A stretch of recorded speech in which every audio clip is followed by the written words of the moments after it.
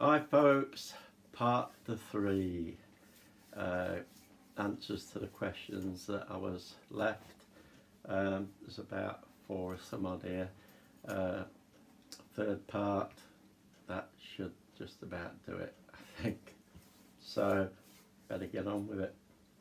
First one is from, let's have a look, Christopher Cheeney, who asked, how do we get as awesome as you?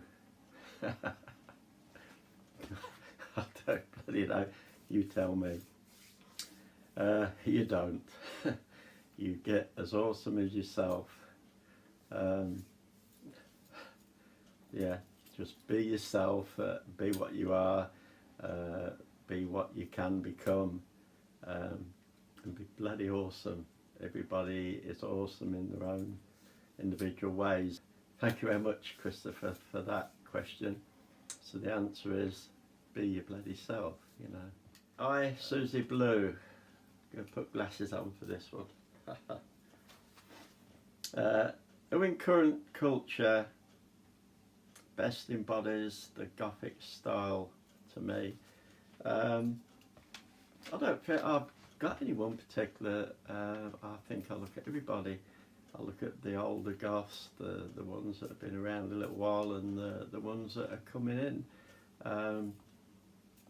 And they all inspire me in different ways. I like the look of one, I like the look of another, and there can be totally different looks.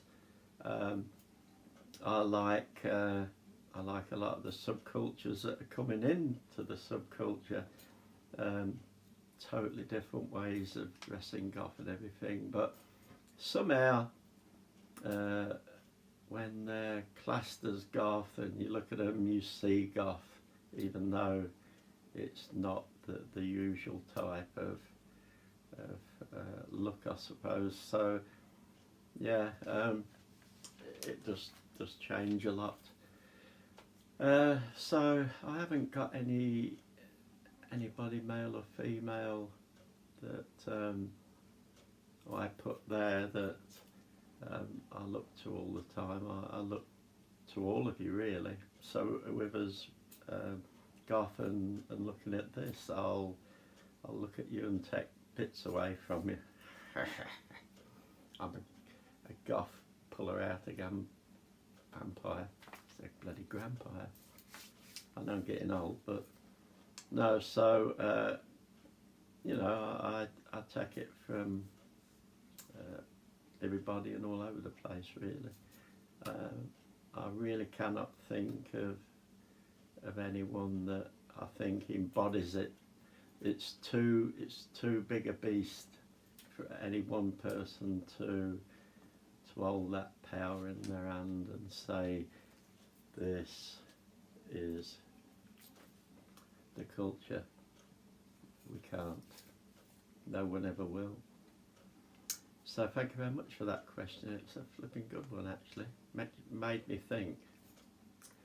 I've got to read this because this is one of them names. It's I think it's pronounced Nastassia Morrison, and you asked me what advice would I give younger male goths that are struggling with peer pressure. Well, the advice I would give them is don't bloody listen to anything.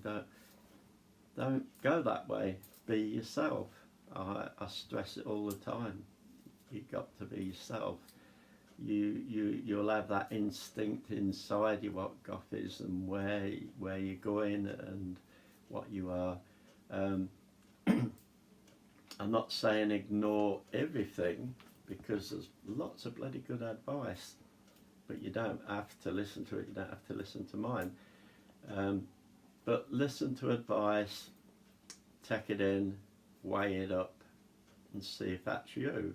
If it's not you, if it's going to take you away from what you are individually, then don't follow it. Follow half of it. Choice is yours. But yeah, there shouldn't be that peer pressure in the first place. And if we're talking about peer pressure, I think we're not particularly talking about people that's giving advice, giving good advice, because that's not pressure. When somebody says, if you do this, that, and it's all bloody good stuff, it's no pressure, is it?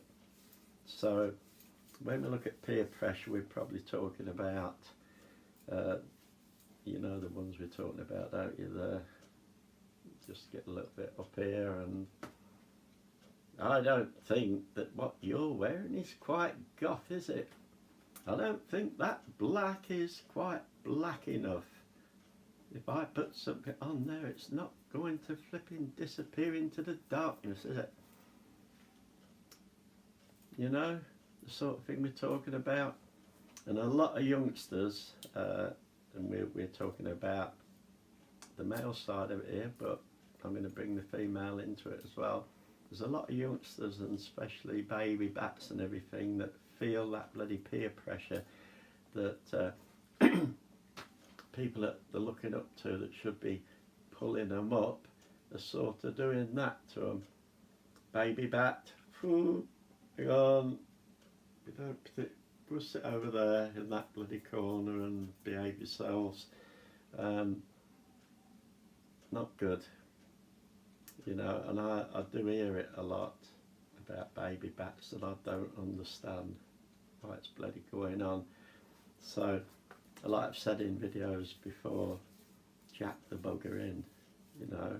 If you're somebody that you know puts pressure on up and coming young goths and everything, just jack the bugger in, because you're going to blow the bloody goth culture out the sky, because the only people that can destroy it are those that are within it. And got to be bloody careful, because if you put too much pressure, they'll go elsewhere, or they'll set up something totally bloody different, and you'd be sitting there on your bloody lonesome going, oh, I'm so bloody goth, but there's no bloody goths around me. No, because they'll all be in some other bloody culture. So let's have some bloody common sense here, and give good advice. And when we see people coming in at the bottom wanting to grow what's inside them, help them to bloody grow it. Don't be going, just stay down there. Or if you don't want to stay down there, come up here and bloody worship me.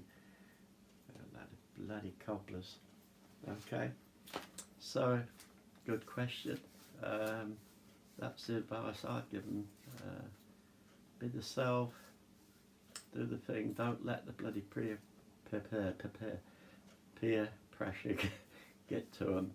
And those that are putting the bloody peer pressure there, just bloody behave yourself and jack it in, because nobody's bloody iron mightier than anybody else. Right? Thanks for the question. And this is an hard one. First two okay, third one bad. Ruth, Hultman, Desmidt, mid. It's like mid with a T on the end, but I'll just say Ruth Hultman. That sounds good, doesn't it? Back to the question. How do we get one of your T-shirts? Well, if anybody is flipping daft enough to want one, I've worn one or two shirts that have my logo on, the Kilted Goth logo, and I've had a few people ask if they could get hold of one, and I'm trying to get a site that, well, they print them for me, and they actually do have a marketplace on their site, so I'm looking into that, and now people can sort of actually order them that way. We're supposed to, there's a price for the printing and the postage, and I'm supposed to put a commission on it, but I'm not into it to make any flipping money or anything, so I put something like $1, which is about the lowest I could flipping do, So at sometime I'll put a link up somewhere if anybody wants one. So thanks for that question. That's the answer. This one's from Dahlya Drastic, and you'd expect a bloody deep one, wouldn't you? Hi. I'm going to have to bloody read this one out. Asked, what age were you when you became goth? Well, I was pretty flipping old, officially, in my late 50s. I spent a hell of a lot of years on the heavy rock scene, heavy metal, rock, all that sort of thing. But all the way through it, I was always on the very dark edge of it. And it wasn't till, like I said, at that sort of age that I sort of stopped and I looked and hang on, I should be with that lot, sit with that lot. And but inside it was always there from very young. The first thing that I ever remember really enjoying, and I used to go with my grandmother to the cemetery, and she used to go and tidy my granddad's grave up. I used to love that trip. So it was there from toddling, really. But there's a lot of us that really don't get that kick in until we're pretty flipping getting on. I think in some ways a lot of it with me was that goth never was around very much, where it was there to go, yep, that's where I should be. It was even in the 80s, punk, goth came in but looked very punk. So apart from the one or two people, you wouldn't have known particularly a goth from a punk or some other that was going around at the time, only if they said, well, I'm a goth. So yeah, it didn't sort of ring the bell till quite late, when I thought, hang on, I've been sitting in the bloody wrong camp, sort of thing. And then when you do change over, you really do feel like, bloody hell, I'm at home. Feels like you should have been there all that bloody time. So that was one part of the question, and somebody's tinging me.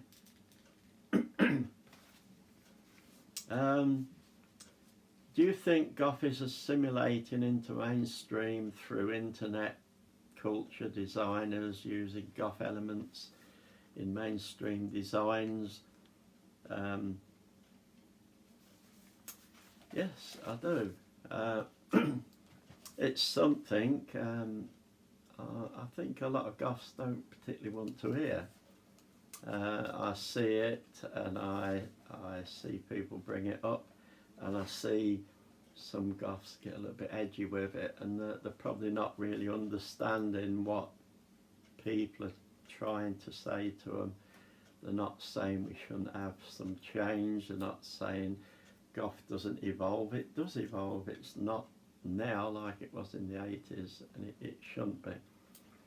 But it evolves within itself.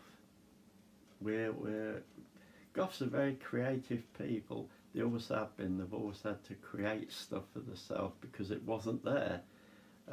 So goth came into being, but you couldn't go and say, oh, I'll go and buy everything goth, because nobody knew about goth. It had to be created. Very creative people, and it will always be creative, and goths will create for the self and for the subculture. But there is, like everything else in this world, the people with the big money, when they see something that will make them a few bucks, they will latch onto it. And they latch onto it, and they come out with designs, and they come out with things you can buy, and anything that's under the sun. And they'll label it goth, or they'll give it a gothic sort of name, and that lot will buy it. And they aim it at you, and they aim it at some of us within the culture, subculture, get us to do their work for them. Nobody will believe it if we say it, but if another goth says it, they'll believe it. But luckily, a lot of stuff we don't believe. Some of the stuff is good, and we can bring it into the culture, but we've got to be very bloody careful, because it is changing the subculture to a hell of a big degree, and if we're not careful, we'll lose the essence of what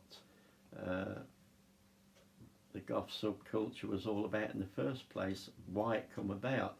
Look what we was born from. The modern goth movement was born from punk. What was punk?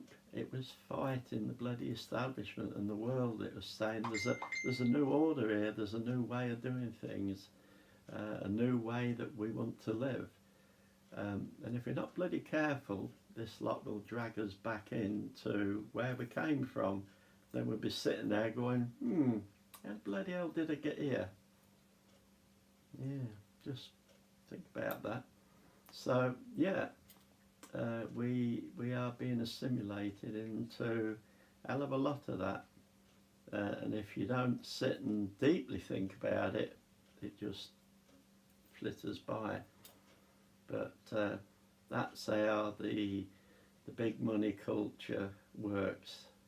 It's the way they come in, and it just creeps, and it looks good, and before you know bloody what, they got you by the ghoulies. So thank you very much for that question, and I've lost my bloody page now. Miss Drastic, because you did have another question for me, so let me have a look. Aha, it's your glasses. Where did you get that huge pentacle that I often wear? Well, I did have it here somewhere. It's here. That's it. It is flipping a little bit huge. And it came as a pendant. It was that way up, but I prefer it that way up, so I redid it to that. You can actually get earrings the same size, but it's from an Instagram company. Well, I saw it on Instagram, called Occult Jewelry. Pretty cheap. So I'm doing what I just said, but I'm not doing it for massive great companies. This is just a woman that's doing her own little thing to sell the bits that we do use. But yeah, that's where I got it from. Occult Jewelry. Yes. And I'm not getting anything for it. So hi Faith. This is Faith Longo Ernest, and she asked me this question: do you see American goths as different to European goths? Yes and no. As goths, they're just the same as any other goths in the world. There is a little bit difference between British, German, European, Japanese, American. There is, but we copy bits from each other, and they all get put in, I suppose. But the only difference that I ever see, that I notice between American goths and say British goths, is the amount of all this that you'll get in the streets and everywhere. It seems to be pretty solid in America, as though any day you want to go out, you're going to get somebody giving you a bit of bloody grief or something. Where I'm not saying it's not in Britain, but it doesn't seem to be to that extent, and there's maybe certain areas that are maybe more prone to it than others. I must admit I never get any. Wouldn't make much bloody difference if they did. So I think if anybody has anything to say, they probably mumble it under the breath, so I can't bloody hear it. But I get more. Have I ever had any negative?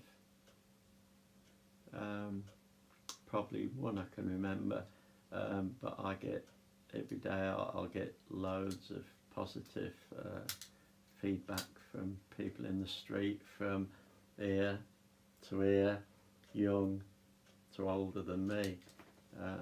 So people appreciate. Actually, funny thing is, people appreciate it when you got the guts to be bloody different. So if you just stick up for what you are and be different, you'd be surprised that there's more people that looking up to you and thinking, I wish I had the bloody guts to do that, than there is going, what the bloody hell's that all about? Because those people just bloody moan about anything and everything, to be honest. So you could be a three-piece suit person, you could go out in a dress and they'll still have something to bloody say, because it's the way they are. So yeah, that's the only difference I see probably between the two, that American goths probably have to carry the burden hell of a lot bloody worse than they do over here. Germany, that part of Europe, I don't know, to be honest. But there you go. Good one. Hi Melanie, a short question from Melanie Dawn. Where on earth do you get all your stuff? Which meaning all that flipping stuff I got around about here. I get it mainly Halloween time when it's our shopping period. I get it from umpteen charity shops. You just have to get them to know you and what you like, and if it's weird and wonderful, they'll keep it for you, because I think the mind says, I'm not going to bloody sell this, but I know somebody that will buy it, so they keep stuff for me. And then the good old Amazon and such.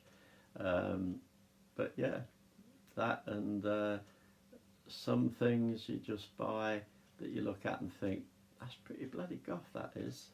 If I only do that to it, I'll do that to it. Sometimes it can be something as simple as painting it black, where it's another colour, and it totally transforms it. So yeah, that's where I get all my flipping stuff from. Good one. Hi Bonnie. Now Bonnie Rose Bryan, I think it's Bryan asked me the question, and this was touched upon with someone else's question, but it said, how long have I been playing the bass? The bass would be about eight years or something now. I always fancied playing the bass, and it wasn't till someone sent me a black bass that I really started getting into it and got myself lessons and such. But out of all the instruments, bass was the one that I really had a desire to play. So yeah, it was about 8 years or so back. Yeah, would have been about that. Do I play any other instruments? Well, I've got electric guitar, I've got acoustic guitar. I did learn, funny enough, the penny whistle. Wasn't easy. I kept being told, go and bloody play it in the bathroom. It's not that bad an instrument. But yeah, I did learn to play, maybe the first instrument I ever learned to play, penny whistle. Some people would probably say I could play the fiddle, but funny enough, I do have a violin, I've never done anything with it because the first time I bought it and tuned it up I broke a string, and I've never been bothered to flip and buy any new ones, which might be a flipping good idea. Now, violin, do you sort of do that, or do you do that, or do you do that? I'll have to find out. So that's the end of all the questions, folks. So I hope they've been of some use, but thank you very much to everyone that sent questions in. I hope I've answered them to a fair degree. I got flipping more than I bargained for, really. It's took me 3 YouTube videos to answer them because I didn't want to leave it to like a flipping hour each one. So thank you very much, folks.